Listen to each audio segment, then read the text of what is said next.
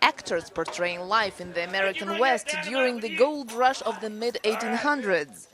In those days, gunfights broke out in towns like Oatman, where outlaws robbed banks to steal the gold.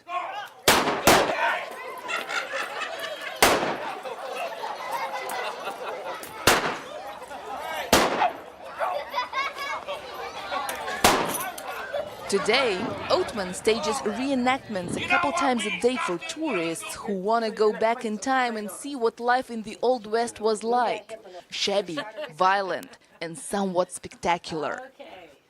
Our country is very young compared to the European countries and the Asian countries, so they're fascinated with the Wild West.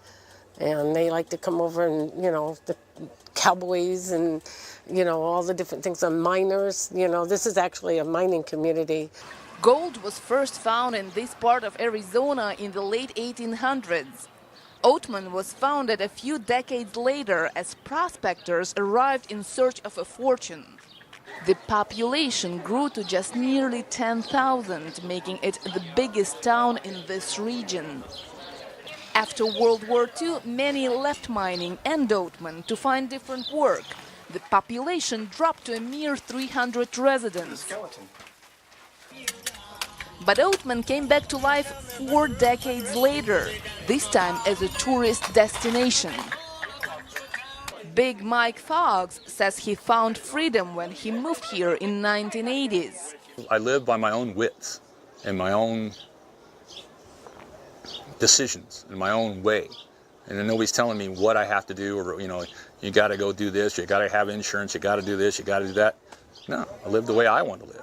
And he can afford to do that thanks to gold digging.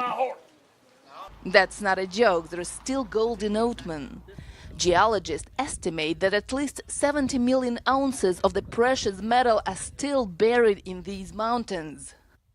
But tourism is what's saving this town, where there's plenty to see. Friendly Burros, the hotel where Hollywood actors Clark Gable and Carole Lombard spent their honeymoon, and of course, ghosts.